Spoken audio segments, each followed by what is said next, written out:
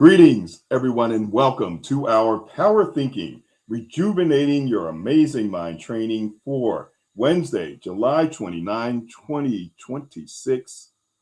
And sounds like there's some static. Anyone else? I think I got that note from Ed Samuel. Anyone else? Feel free to every 4 words. So it looks like I'm getting some tough static. Anyone else? Text me and let me know if I'm getting if you're getting static, if you're hearing some static. I don't see anything else. Ed, maybe pop out and come back in. It could be a trunk line, but we do appreciate the feedback. Again, anyone else, text me, let me know, or if you're on LinkedIn and the phone line, let me know what you are hearing if there is a challenge of any type. So this is what we're talking about here. Got to stay calm through the process, not get upset. It is about resilience. It is about bouncing back. It is about, practicing our skills and getting stronger in specific areas. For example, in the area that we were just talking about as it relates to a potential technical problem, it's important um, to be strong in the area of causal analysis, drilling down to the root cause of a situation or problem while controlling our emotion. That's our inner strength, number one: emotion regulation, impulse control. Impulse control is, not saying or doing the first thing that comes to mind. So you see that you have a glitch, and normally people react and respond. Oh my goodness! Oh, we can't have that. So those are two of the inner strengths of resilience. And tough static. Let me call back in. So let's see what happened there. All clear. Thanks. Folks, this was resilience in real time. I had Ed Samuel, our career expert and longtime member, experienced an issue. And what happens when you experience an issue, obviously it's not a positive thing. And he reached out, which is another inner strength of resilience, to let me know, as opposed to experiencing the emotions associated with not being able to hear me at all through the static. So we, number one, kept calm, kept talking, emotion regulation, didn't show any signs of panic, which is the impulse control, and formed a little causal analysis, drilling down to what could have been the root cause. Maybe it wasn't the line in general, because we asked, folks to, text and receive no text. So there was a chance, and because of my telecommunications experience, there's a thought that perhaps, I know we had a couple of telecom folks on the line as well, that there was a trunk line between the caller and the platform, the conference call platform. It travels across the country, and there are many different lines and switches that are engaged. And there could have been one where there was some problems, maybe water in, because there's been a lot of rain, water seeping into that particular trunk, as we called it in engineering, in network planning at the telephone company. And so the solution there is to disconnect. And when one connects again, they'll go through another series of connections, really, really complex and really cool, where a different trunk is engaged that may not be affected by water, which really causes a lot of that static. So a little lesson in engineering, telecom engineering, but most importantly, in what we talk about, which is resilience. So we went through those 7 inner strengths of resilience: the emotion regulation, the ability to stay calm under pressure. Because I've had some technical difficulties. Remember last week, our evening session did not record at all. So a little concerned about that. And I've heard at times in the past where we've had some folks that experience technical difficulties, specifically static. So again, that pops up, some of the things that happened in the past, and you can overgeneralize and you can immediately think, oh no, here we go again, and be a little concerned, be a little embarrassed. Those are some of the emotions. Be a little angry that this is happening. And you can respond in the flow as you're reading something like this, that something is happening. You can respond a little negatively with, oh no, why is this happening? Well, that's the first thing that comes to mind. However, I did not say what that immediate thought was, what I was thinking. So some of the other inner strengths that were, at play here, causal analysis, we're drilling down to, possible root cause, all in about real time, and then reaching out, taking that initiative to do something. We were connected, mentioned a possible solution, and that happened to work. There's also optimism at play here, where hey, we're gonna figure it out. We're gonna find a successful outcome. There is self-efficacy, right? The belief that you have control over your ability to find a successful outcome or to succeed. And then there's empathy, the ability to understand another person's experiences and emotions. Now, we have a number of people on the line, but I wanted to make sure that each person was taken care of. So we actually, in a very short period of time, went through all 7 of those inner strengths, and we were able to move through that quickly, as opposed to ignoring it, not showing the empathy, and just hoping that it goes away. So there it is, resilience in real time. And then, of course, there are the skills that we want you to practice. And many of them came into play as we went through this mini adversity. Um, and there are 3 of the 7. There's 7 skills that we want you to be practicing every week, and we're going to be focusing on one of them today. The first is learning the ABCs, the relationship between the adversity, hey, someone having a problem, the belief, and then B, the belief about that adversity, which then drives to C. What I believed was that this was solvable. I didn't believe that, oh no, I have a setback. It's going to, my call is going to be destroyed this morning like it was last Wednesday night, which then drives to C, the negative emotion. The negative emotion was therefore minimized because my belief about that adversity wasn't such that, it's going to be a disaster. It moves to the second awareness skill, which is avoiding thinking traps. There's the third, which is detecting iceberg beliefs, these deep-rooted beliefs you have about yourself and about the world around you. There's number 4, where we get into now action skills. 4, 5, 6, and 7 are action skills. It's challenging those beliefs that you may have about a situation or problem. Then there is putting things in perspective. It's not all that bad. And then there's calming and focusing. Taking those deep breaths, 6 seconds, slowly inhale and slowly exhale. And of course, real-time resilience. We can bounce back and close to real time. And you saw that with that experience we just had this morning, that there was a bounce back in, very short period of time. So let's go back, and as we help you to build these skills, so that when something happens, not if something ever happens, but when, because there's always a question of when, that we can retrain our brain so that we can bounce back faster. So our focus today is on the awareness skill. Remember the first 3 skills: learning ABCs, avoiding thinking traps, detecting iceberg beliefs. These are awareness skills. So 80% of what we're trying to do is all about being aware of what's going on in our heads.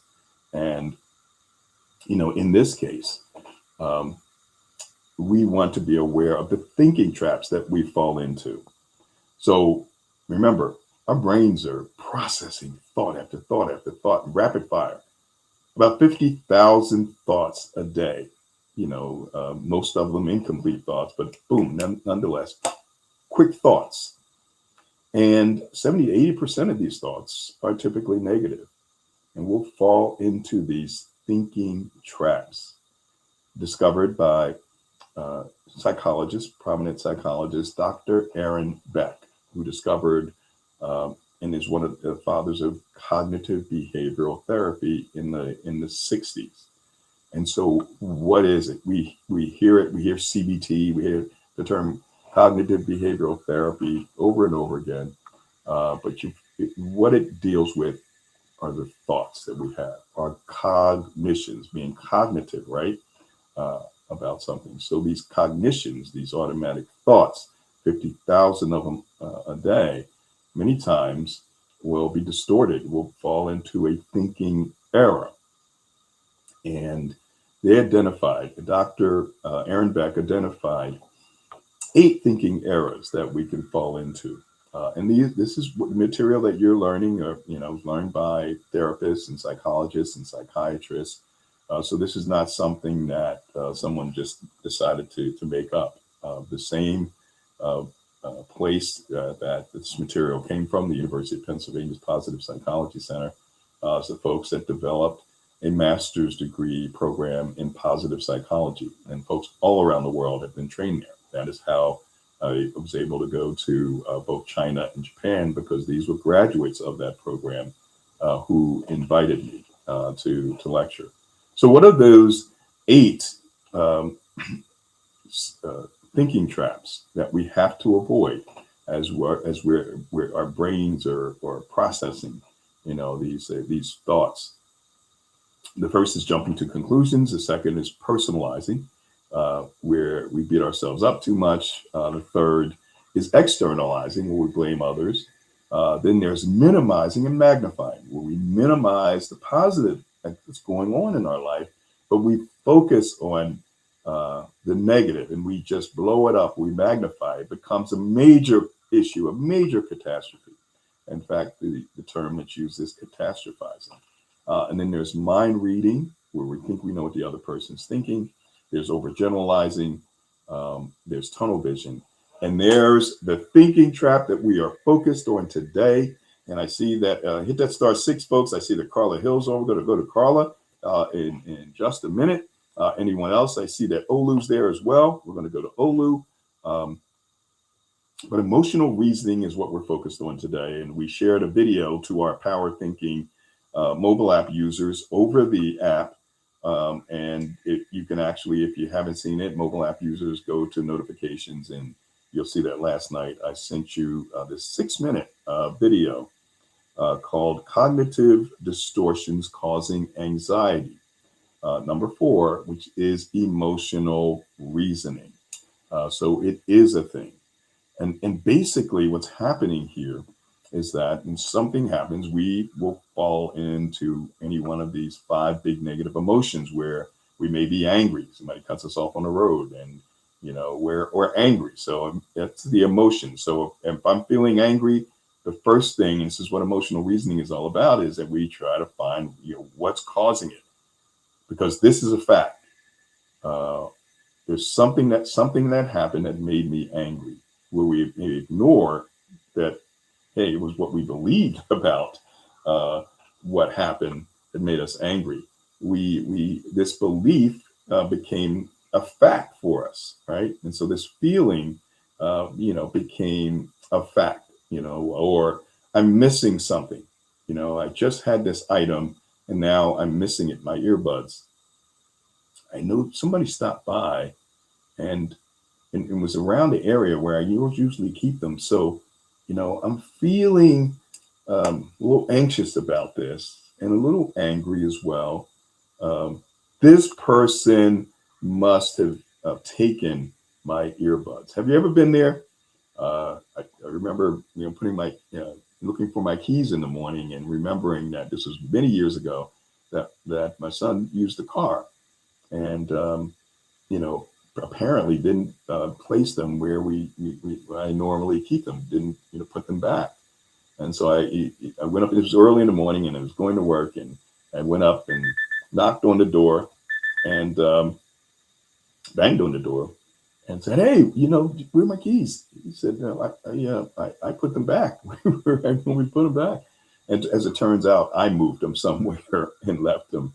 But it was really emotional. And I jumped to a conclusion that, this is what happened. And so how many times have that happened? And you just don't realize it. So I'd love to get your thoughts about the video that we shared. Love to get your thoughts about emotional reasoning. Before we go to Carla, I see Coach Carrie Willis. And Coach Carrie, thank you for posting the referral link. She posted a notification, talked about how notifications help, first thing in the morning to give that boost, and then posted her link with her referral code on LinkedIn. So I appreciate that. Emotional reasoning is a great conversation to have. People are often living in the past or futures that haven't happened. Thank you for that. Timothy Butts, thank you for joining us. And Timothy says, very, very true. And he also said authentic resilience is awareness. It is about first awareness. Let's go to the phone lines and hear from you. Carla Hill, thank you for joining us. Mention where you're joining us from and your thoughts about this thinking trap of emotional reasoning. Welcome. Thank you, Stanley. Carla Hill calling from Philadelphia, Pennsylvania, the home of LeBron James. Oh, yes. Great. Thank you for mentioning that. I can follow my Sixers again. Folks, I gave up on the Sixers when they got rid of Pat Croce. He was just an amazing president. And they got rid of him because he wanted to get a job of running both the Sixers and the Flyers back in 2001 or 2. And I haven't been, all in on the Sixers since then until LeBron James, because I followed LeBron James, every team he went to. That was my favorite team. And now I can be all in on my Sixers again, thanks to them getting LeBron James. So, Carla, thanks for bringing that up. Welcome home, Stanley. Welcome home. So, I love the video because it gives solutions or recipes, right, in terms of emotional reasoning, and first it's identifying it, right? And I know I'm guilty of it, and I just think about my professional experience in terms of HR. When you have an HR person of a large organization, colleagues tease each other. Either we the employees that we know, we don't know the employees that are doing their job, and it's either like you're really, really exceptional, or you are a person that has lots of complaints, right? So, and I have to admit, sometimes when it's what we call them, the frequent flyers, the people that come and everything is wrong and all, it's how do I make sure that I'm listening, right? And just saying, oh, it's always this, it's always that. Sometimes it could really be real, but it's the emotional thing that this person is always coming to me with problems, right? So it's really decluttering it, so to speak, and making sure that I'm listening, right, and waiting, right? He gave steps and just coping with the feeling, but sometimes it's physically stepping back. And what I love about power thinking is, I love the sports analogies, just growing up a big sports fan in New York and so on and so forth. Travis Hunter, who won the Heisman Trophy a couple of years ago for playing both defense and offense, and that's what power thinking does, right? So it's identifying those affirmative skills that we need to master, but also identifying those things that we may not have control over, but we can gain control if we identify them and come up with tools and resources to make that happen. And and even if people haven't taken the assessment on the website or the app, please do that, because then it shows you those gaps, and it's affirming people's feelings that may be in emotional reasoning. How do we interact with people that are in emotional reasoning, right, and help? But it's the mastery. And as I was thinking, each skill, attaining each skill is hard in itself, and then it's almost like juggling those 14 skills and things that we need to look out for, the thinking traps. How do we do that all at the same time? It's really just it's practice, right?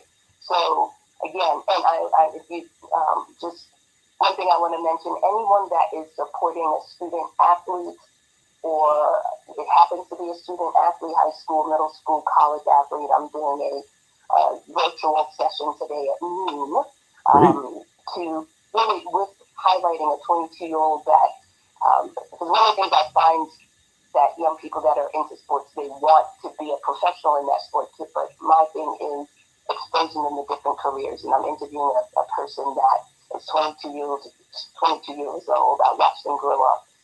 He was supported a lot by the hockey, Ed Snyder Hockey Association, paid for undergrad, grad, and now he graduated in May on a Saturday and got a job off and started a job with the San Diego Padres Association in their AA team as a athletic coach, athletic trainer. So I'm going to be interviewing him today at noon. So anybody interested, you can call me or text me at 215-802-0050. Fantastic. Again, so thank you for the opportunity, Steph. Oh, fantastic. Thank you, Carla. And thanks for all the work you were doing with young folks, older folks, so forth. We're going to go next to Olu. Olu, thanks for joining us. Mention where you're joining us from and your thoughts about emotional reasoning. Welcome. Hi, Stanley. How are you? I'm good. So,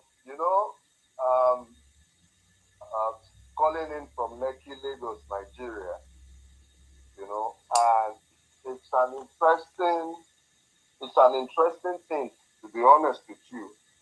It's not a choice for me, that was why the first time I got to find out about power thinking, and I came in, I've never looked back. Let me explain.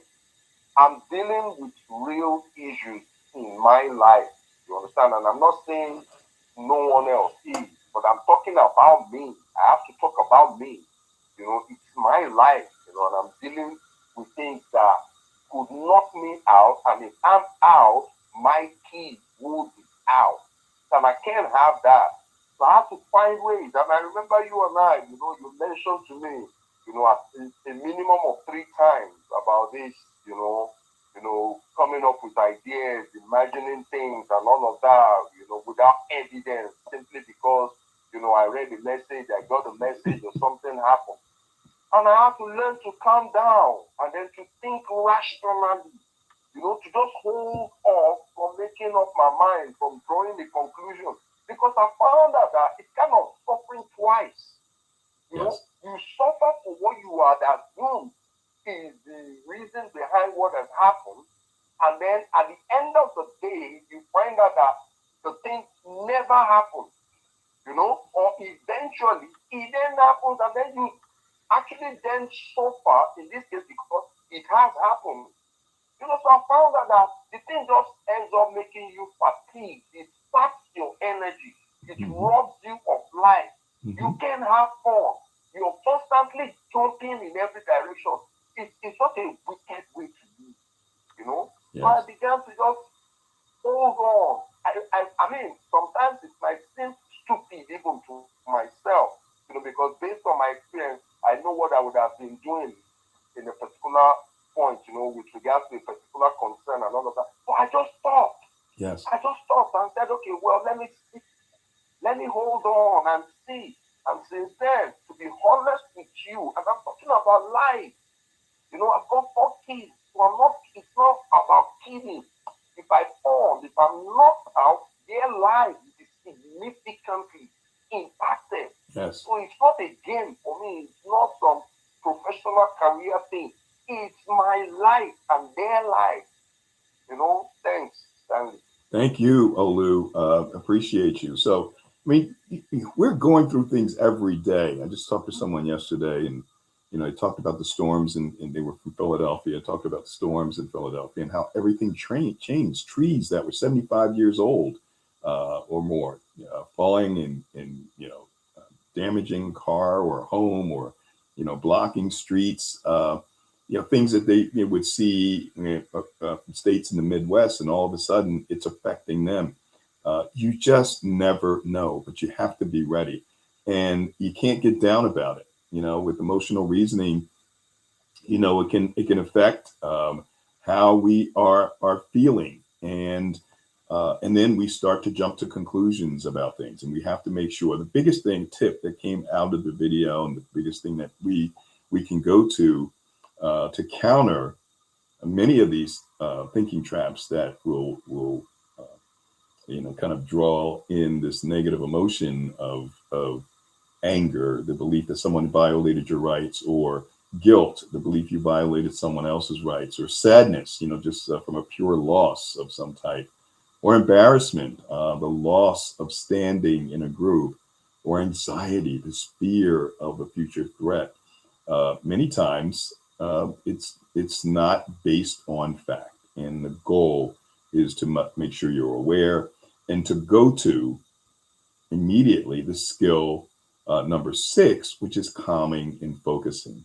I talked in the video about pause, and there's some other techniques, but the biggest is, you don't try to suppress the feeling. Just let it stay. Start taking some deep breaths, which gives you the ability to pause and think about other possibilities. It doesn't have to be the first thought that came to mind, and you can begin to mitigate that negative emotion.